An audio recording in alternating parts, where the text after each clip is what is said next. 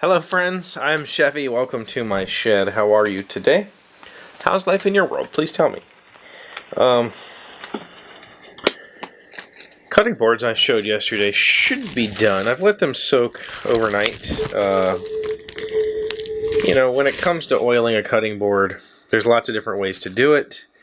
The most way most people do it is to just soak the board in mineral oil until it stops absorbing mineral oil. So you just put on layer after layer after layer. This time I decided to just soak them in a bath of mineral oil. So these gloves are not necessary. This is extremely non-toxic. You could just drink mineral oil and it's fine. But it just saves me from having to get up and wash my hands when I'm done with this. I can just continue working because although it is perfectly food safe, perfectly safe for you to touch and handle and all that stuff, it is slimy. It is going to make things a little difficult if you're trying to work with your hands after this, which I need to put feet on these. I need to drill them and attach the feet and all that stuff. So a little bit slimy, but that's what the gloves are for. When I was a mechanic, I wore gloves like this all the time working on cars, and a lot of my mechanic friends would kind of give me some crap about it because, it's not manly or whatever, I don't know. But the fact of the matter is, automotive oil is a carcinogen.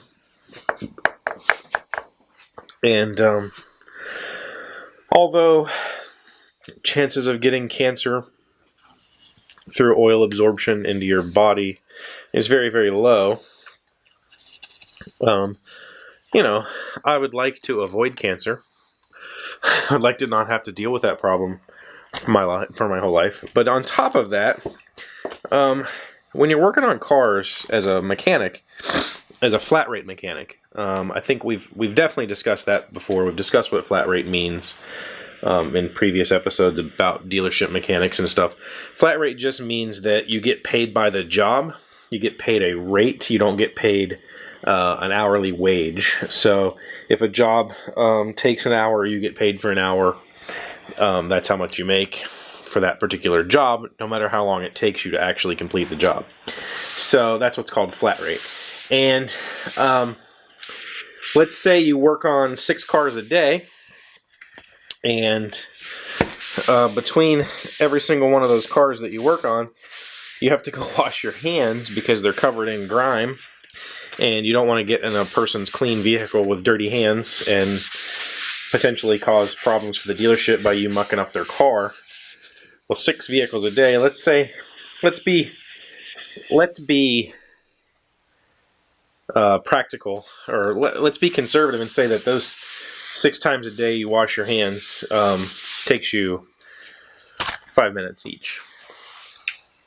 Well, you just wasted a half an hour of your day washing your hands. That's a half an hour of your day that you could have been getting paid. A good mechanic's rate around here starts around $20 an hour, so that's $10 you just threw away by washing your hands constantly, instead of just wearing gloves, ripping them off, and moving on to the next vehicle, which is what I did a lot. That being said, I was not a very good mechanic. I was a very good mechanic. I wasn't very good at playing the flat rate system, so I didn't make a lot of money as a mechanic. Okay, so that's done. Now the big question is, I got to get this out of here and put it back into the bottle. That's still good mineral oil. I can use that for future work. I didn't really think about that when I made this little jig. I think I could just pour it out of one of the ends. I'm not going to do that on camera, though. I'll do that off camera. But the next step on those is to finish wiping the excess oil off. It's going to bleed a little bit for a little while longer as the oil comes out. And I'll just keep wiping it off. And once I'm satisfied that I've got as much of it off as I can get, then I need to drill holes in the corners and put feet in. And for that, I use just silicone rubber feet that I bought on Amazon, and stainless steel screws. And that's it for the cutting boards. They're that simple to make. I would say total time invested in 2 cutting boards is maybe they're probably about an hour and a half a piece. Cutting the strips, gluing them all, sanding, rounding the corners, all that stuff. Soaking, wiping them down, putting the feet in. There's about an hour and a half of my time in there. And if I was going to bill that time,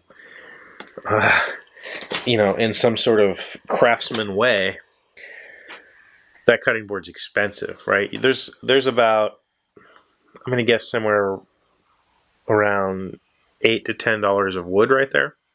Walnut and maple is not cheap.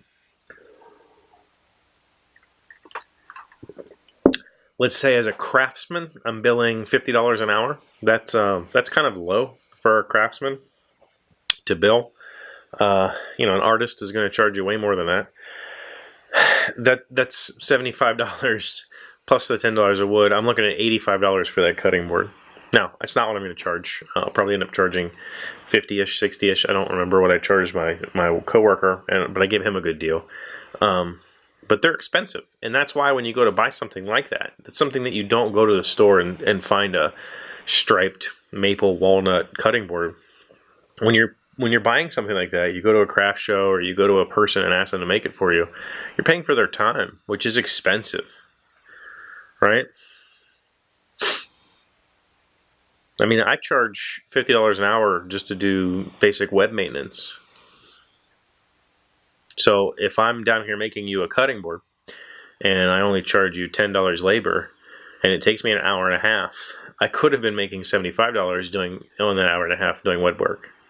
I don't think of it like that because it's a hobby and I enjoy doing it. Just turning on the tools and making sawdust is fun for me. And so that way, you know, for that reason, I don't charge that. But yeah, it can get expensive. So thank you for being here as always. Thank you for liking, commenting, subscribing, being my bestest friends. I really do appreciate you, and I hope I'll see you again tomorrow. Hey, Doc, wait! I want to ask you something. Taser in fact comes from Wikipedia. Where do pineapples grow in the world? The primary exporters of fresh pineapples in 2001 were Costa Rica at 322,000 tons, Cote d'Ivory, the Ivory Coast, 188 tons, and the Philippines at 135,000 tons. Since 2000, the most common fresh pineapple fruit found in the US and European supermarkets is a low-acid hybrid that was developed in Hawaii in the early 1970s. I lived in Hawaii for 3.5 years, and there was fields and fields and fields of pineapples, and Dole would have these big signs that said, "Please pick our pineapples."